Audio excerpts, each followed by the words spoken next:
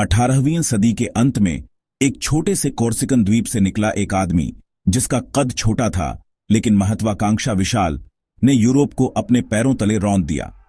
Napoleon Bonaparte, वह नाम जिसने राजतंत्रों को हिलाया, युद्ध के मैदानों को जीता और एक नए युग की शुरुआत की। लेकिन कैसे एक साधारण सैनिक ने पूरे यूरोप को अपने कब्जे में लिया? क्या वह एक क्रांतिकारी नायक था जिसने स्वतंत्रता और समानता का सपना देखा, या एक क्रूर तानाशाह जिसने लाखों जिंदगियों को युद्ध की भट्टी में झोंक दिया? आइए इस रोमांचक और विवादास्पद कहानी में गोता लगाएं और जानें कि नेपोलियन ने यूरोप को कैसे जीता, और वह नायक था या खलनायक। नेपोलियन का उदय 1769 में कोर्सिका में शुरू हुआ, एक छोटे से द्वीप पर जो फ्रांस का हिस्सा था। वह एक मध्यम वर्गीय परिवार से था और उसकी प्रतिभा ने उसे फ्रांस की सैन्य अकादमी में जगह दिलाई। 1789 की फ्रांसीसी क्रांति ने नेपोलियन के लिए मंच तैयार किया। क्रांति ने पुराने राजतंत्र को उखाड़ फेंका और अवसरों के नए द्वार खोले। नेपोलियन, जो उस समय सिर्फ 20 साल का था, क्रांति के आदर्शों, स्वतंत्रता, समानता और भाईचारे से प्रभावित हुआ, लेकिन उसकी असली प्रतिभा युद्ध के मैदान में दिखी। 1793 में टूलोन की घेराबंदी में नेपोलियन ने अपनी रणनीतिक प्रतिभा दिखाई। उसने ब्रिटिश कब्जे वाले इस बंदरगाह को फ्रांसीसी सेना के लिए वापस जीता। इस जीत ने उसे 24 साल की उम्र में ब्रिगेडियर जनरल बना दिया। 1795 में उसने पेरिस में एक विद्रोह को कुचलकर क्रांतिकारी सरकार को बचाया। उसकी ख्याति बढ़ी और 1796 में उसे इटली में फ्रांसीसी सेना का कमांडर बनाया गया। यहां से नेपोलियन की विजय यात्रा शुरू हुई। इटली अभियान 1796-97 में नेपोलियन ने ऑस्ट्रिया और उसके सहयोगियों को हराकर अपनी सैन्य प्रतिभा साबित की। उसने छोटी, कमजोर फ्रांसीसी सेना को एकजुट किया और तेज, आश्चर्यजनक हमलों से दुश्मन को चकमा दिया। लोदी और आरकोले जैसे युद्धों में उसने व्यक्तिगत रूप से सैनिकों का नेतृत्व किया, जिससे उसे लिटिल कॉर्पोरल का उपनाम मिला। 1797 में उसने ऑस्ट्रिया को कैंपो फॉर्मियो संधि के लिए मजबूर किया, जिसने फ्रांस को उत्तरी इटली में नियंत्रण दिया। इस जीत ने नेपोलियन को फ्रांस का हीरो बना दिया। नेपोलियन की महत्वाकांक्षा सिर्फ यूरोप तक सीमित नहीं थी। 1798 में उसने मिस्र पर आक्रमण किया ताकि ब्रिटेन के भारत के व्यापार मार्ग को कमजोर कर सके। मिस्र अभियान सैन्य रूप से असफल रहा। ब्रिटिश नौसेना ने नील की लड़ाई में फ्रांसीसी बेड़े को नष्ट कर दिया, लेकिन नेपोलियन ने इस हार को प्रचार के जरिए जीत में बदल दिया। उसने वैज्ञानिकों और विद्वानों को मिस्र भेजा, जिन्होंने रोसेटा स्टोन की खोज की।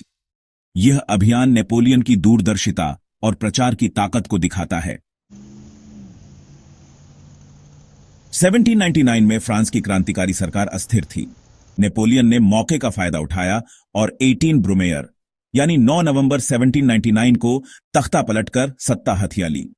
वह फर्स्ट कॉन्सल बना और बाद में 1804 में खुद को सम्राट घोषित किया। यह एक विडंबना थी। एक क्रांतिकारी जिसने राजतंत्र को उखाड़ा खुद राजा बन गया। लेकिन नेपोलियन का शासन सिर्फ तानाशाही नहीं था। उसने नेपोलियन कोड लागू किया, जो एक कानूनी व्यवस्था थी जिसमें समानता, संपत्ति के अधिकार और धर्मनिरपेक्षता पर जोर था। यह कोड यूरोप और दुनिया के कई हिस्सों में कानून का आधार बना। नेपोलियन की यूरोप पर विजय 1800 के दशक में अपने चरम पर थी। उसने ऑस्ट्रिया, प्रशिया और रूस जैसे शक्तिशाली देशों को हराया। 1800 में मारेंगो की लड़ाई में उसने ऑस्ट्रिया को फिर से हराया। 1805 में ऑस्टरलिट्ज की लड़ाई, जिसे 3 सम्राटों की लड़ाई कहा जाता है, में उसने ऑस्ट्रिया और रूस की संयुक्त सेना को कुचल दिया। यह नेपोलियन की सबसे बड़ी जीत थी। उसने तेज गति, सटीक रणनीति और सैनिकों के बीच एकता का इस्तेमाल किया। उसकी ग्रैंड आर्मी, जिसमें 6 लाख सैनिक थे, यूरोप की सबसे घातक सेना थी। 1806 में नेपोलियन ने प्रशिया को जेना ओनस्टेड की लड़ाई में हराया और बर्लिन पर कब्जा किया। उसने कॉन्टिनेंटल सिस्टम लागू किया, जिसका मकसद था ब्रिटेन को आर्थिक रूप से कमजोर करना।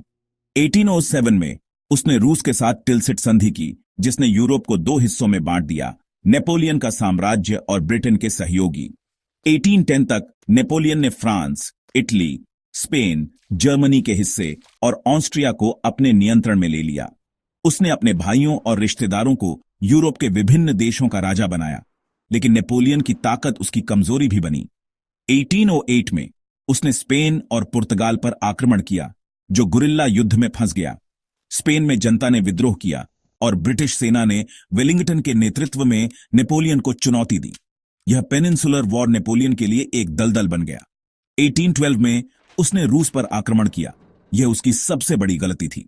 6 लाख सैनिकों के साथ वह मॉस्को पहुंचा, लेकिन रूसियों ने स्कॉच्ड अर्थ नीति अपनाई, जिसमें वे अपने ही गांव और संसाधन जला देते थे। मॉस्को में आग लगी और सर्दियों ने नेपोलियन की सेना को तबाह कर दिया। सिर्फ 50,000 सैनिक वापस लौटे। रूस की हार ने नेपोलियन के दुश्मनों को एकजुट किया। 1813 में लाइप्जिग की लड़ाई, बैटल ऑफ नेशंस, में ऑस्ट्रिया, प्रशिया, रूस और स्वीडन ने उसे हराया। 1814 में मित्र राष्ट्रों ने पेरिस पर कब्जा कर लिया और नेपोलियन को एल्बा द्वीप पर निर्वासित कर दिया गया। लेकिन उसकी कहानी यहीं खत्म नहीं हुई। 1815 में वह वापस लौटा और 100 दिनों तक फिर सत्ता में रहा, लेकिन वाटरलू की लड़ाई में ब्रिटिश और प्रशियन सेनाओं ने उसे अंतिम रूप से हरा दिया। नेपोलियन को सेंट हेलेना द्वीप पर निर्वासित किया गया, जहां 1821 में उसकी मृत्यु हो गई। क्या नेपोलियन नायक था? उसके समर्थक कहते हैं कि वह फ्रांसीसी क्रांति के आदर्शों, समानता और स्वतंत्रता को यूरोप में ले गया। नेपोलियन कोड ने कानूनी सुधार किए और सामंती व्यवस्था को तोड़ा। उसने फ्रांस को एक आधुनिक राष्ट्र बनाया, जिसमें शिक्षा, प्रशासन और बुनियादी ढांचे पर ध्यान दिया। उसकी सैन्य प्रतिभा बेजोड़ थी और उसने फ्रांस को यूरोप का केंद्र बनाया, लेकिन आलोचक उसे खलनायक मानते हैं। नेपोलियन के युद्धों में 30 से 60 लाख लोग मारे गए। उसने लोकतंत्र को कुचला और खुद को सम्राट बनाया। उसने स्पेन और रूस जैसे देशों में क्रूरता दिखाई। यहूदी और अन्य अल्पसंख्यकों के प्रति उसकी नीतियां विवादास्पद थीं। उसका कॉन्टिनेंटल सिस्टम यूरोप की अर्थव्यवस्था के लिए हानिकारक था। और सबसे बड़ा सवाल, क्या वह वाकई क्रांति का रक्षक था या सिर्फ एक महत्वाकांक्षी तानाशाह? नेपोलियन की विरासत जटिल है। उसने यूरोप को आधुनिक बनाया, लेकिन भारी कीमत पर। फ्रांस में उसे आज भी एक नायक के रूप में देखा जाता है। पेरिस का आर्क डी ट्रायम्फ उसकी जीत का प्रतीक है, लेकिन यूरोप के अन्य हिस्सों में उसे एक आक्रमणकारी माना जाता है। उसकी कहानी हमें सिखाती है कि प्रतिभा और महत्वाकांक्षा कितनी रचनात्मक और विनाशकारी हो सकती है। यह हमें यह भी सोचने पर मजबूर करती है कि सत्ता और स्वतंत्रता के बीच का संतुलन कितना नाजुक होता है।